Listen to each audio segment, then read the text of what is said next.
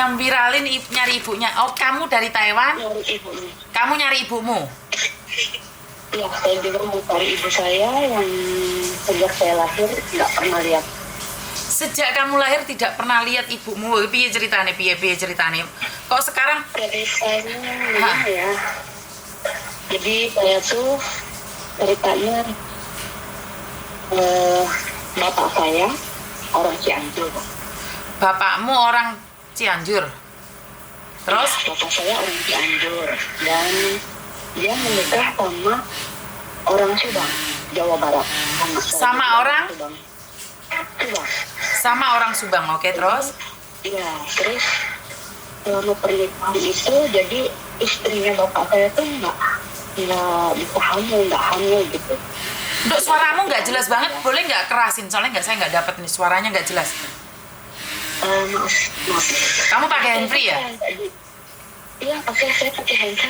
Jangan pakai handset, Dok. Suaranya mengembang. Saya pakai ya. Lepasin handsetnya.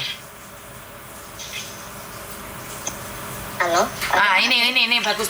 Ah, terus? Iya, jadi terus menurut cerita dari mama angkat saya tuh ya mama yang ngurusin saya ya. Maksudnya mamahnya tuh istrinya bapak ya. Nah, jadi istrinya bapak itu cerita sama saya semenjak. Jadi saat usia aku udah 6 tahun, 7 tahun tuh semua tetangga yang ada di Subang tuh selalu bilang, kamu tuh bukan anaknya mama ini gitu. Lihat aja muka kamu tuh beda. Jadi jadiin pertanyaan terus bagi aku. Jadi setelah dewasa, nanyalah sama mama, apa benar saya bukan anak mama gitu. Dan tadinya nggak mau ngaku ya. Terus tapi lama-lama, ya sudahlah mungkin karena sudah dewasa dan udah waktunya ngasih tahu gitu. Iya, kamu tuh bukan anak mama gitu. Oh, terus saya pun ketemu bapak saya saat usia saya 26 tahun, Miss. Saya baru bisa nemuin dia. Oke. Saya belum pernah lihat. Jadi pernikahan bapak saya sama mama yang ngurusin saya itu, jadi mama saya tuh kayak sering lihat bapak saya mabuk, judi, main perempuan gitu. Terus mama angkat saya itu yang selalu bekerja ke sana kemari nyari uang buat kebutuhan sehari-harinya bapak gitu. Terus karena mamanya nggak dikasih keturunan, jadi mama saya tuh lihat bapak saya selingkuh sama wanita itu tuh ketahuan selingkuh sama ini lagi, sama yang ini lagi gitu. Jadi kata mama saya, ya udahlah, kamu nikah siri aja sama dia, terus kamu suruh dia kasih aku anak gitu. Mau lah si perempuan itu, si mama kandung saya itu mau dinikahin siri. Itu menurut mama saya. Mama angkat saya tuh sebenarnya buta huruf, dia nggak bisa baca, nggak bisa nulis gitu, jadi kurang mengerti lah. Nah terus nikahlah. Tapi yang saya heran, mama saya tuh nyuruh bapak saya nikah sama mama kandung saya, tapi mamaku sendiri, mama angkatku ini nggak tahu asal usulnya gitu. Jadi dia cuma tahu nama ibu saya, terus juga taunya tuh dia itu orang Solo, udah gitu aja. Nah selama pernikahan itu mama saya tuh tinggal bareng, jadi dia sakit hati pun dia tahan karena dia benar-benar pengen punya anak gitu.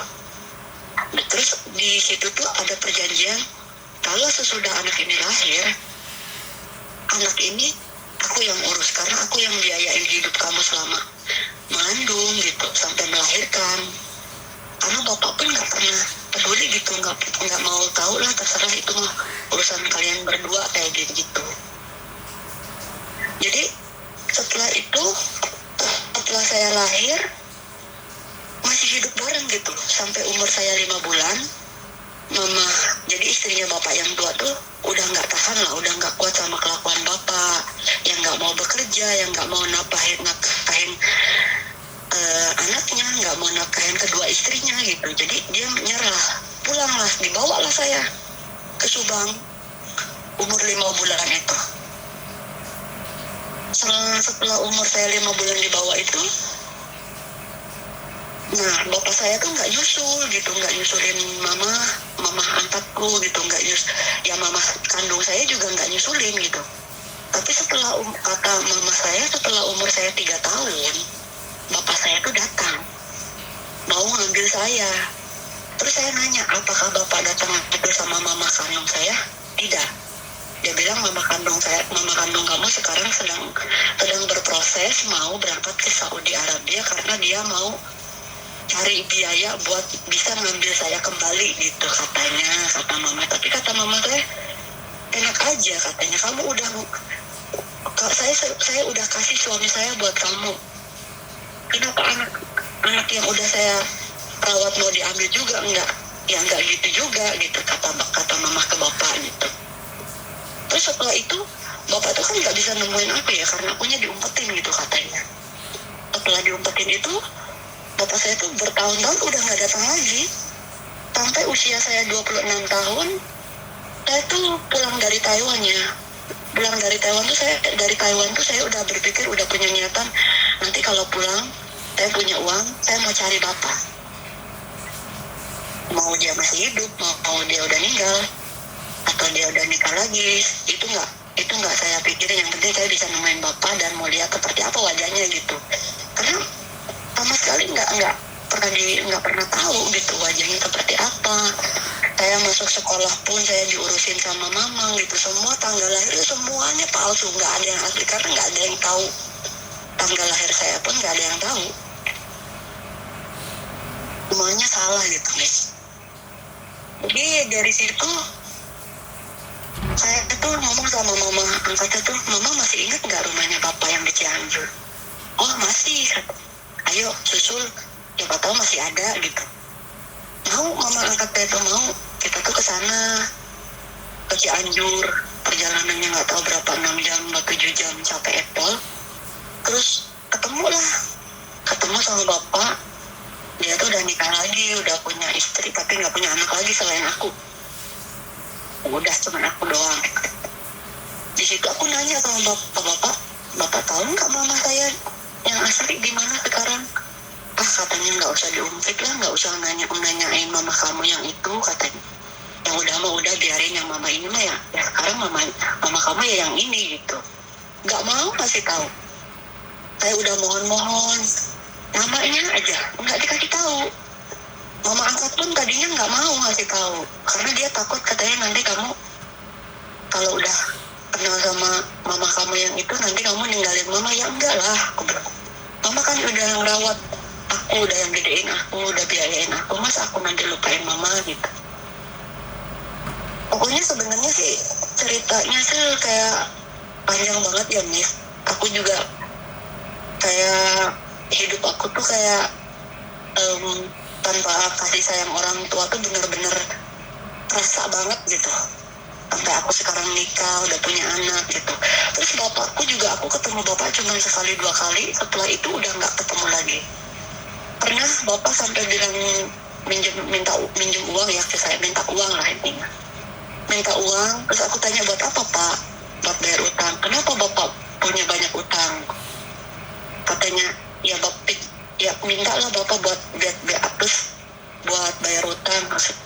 Terus saya bilang karena saya udah punya suami, saya harus izin suami. Terus suami saya nggak setuju karena emang menurut suami aku tuh kayak, bapak kamu tuh emang nggak pernah tanggung jawab ke kamu. Toh dia tahu rumah nenek kamu, kenapa dia nggak pernah datangin kamu, nggak pernah ingat kamu selama 26 tahun? Enggak, aku nggak setuju katanya kamu ngasih uang.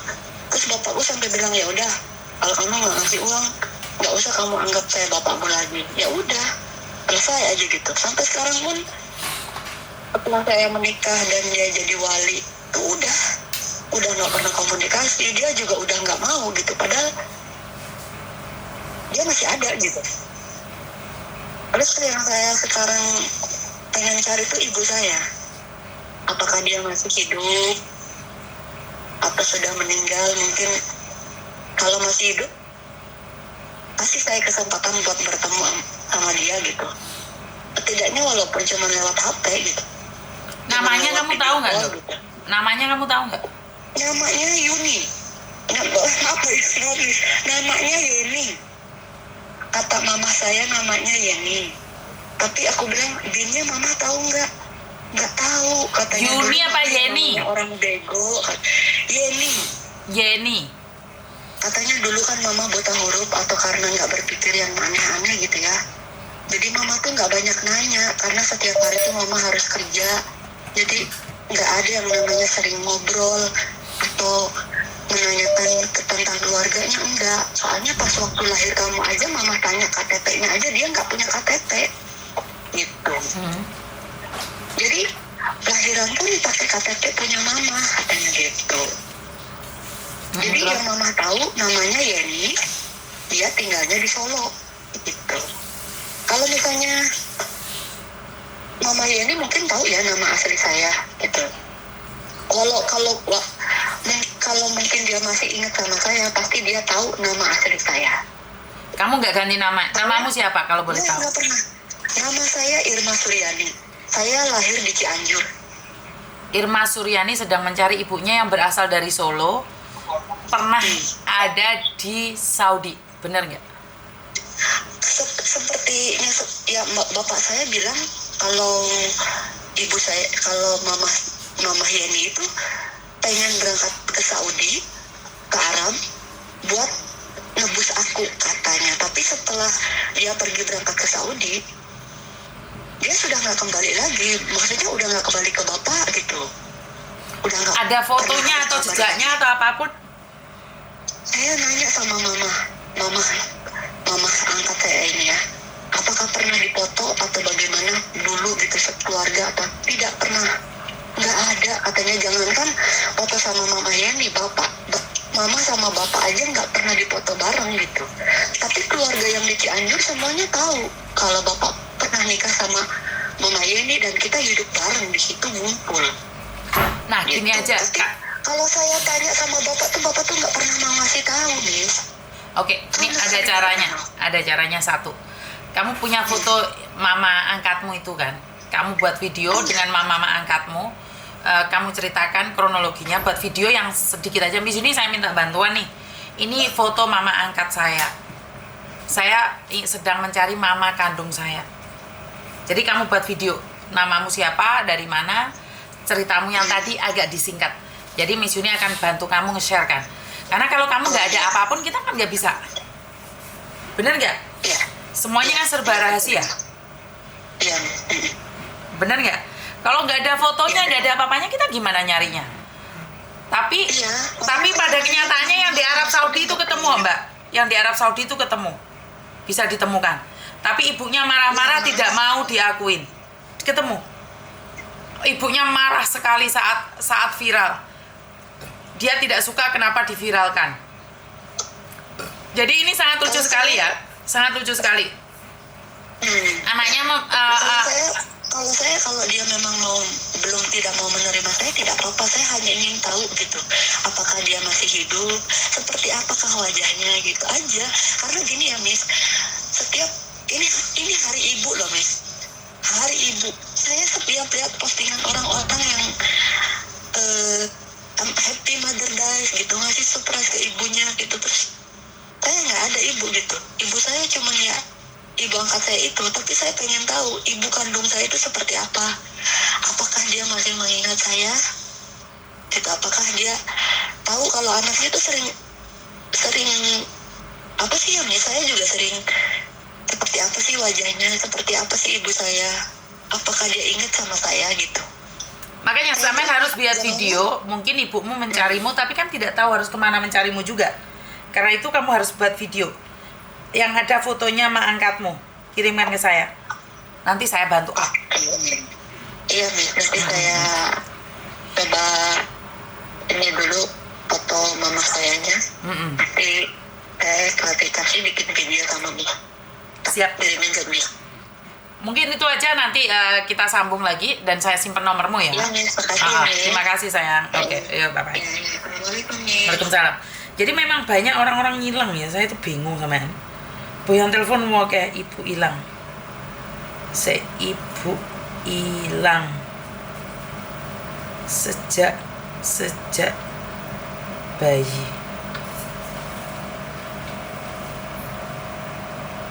Oke. Jadi buat teman-teman banyak sekali orang yang mencari ya. Jadi aduh, saya tuh bingung, ini lama-lama konten saya tuh menjadi pencarian, oke? Jadi mungkin itu aja ya teman-teman, karena besok saya harus hujan. Saya bingung juga ya dengan konten-konten saya ini penuh dengan sensasi dan membingungkan juga. Jujur saya juga bingung, apalagi kalian. Jadi kita sama-sama bingung bareng. Jadi saya minta maaf untuk hari ini ya teman-teman, karena besok saya harus ke rumah sakit. Jadi sebentar ya, tak cek appointmentku.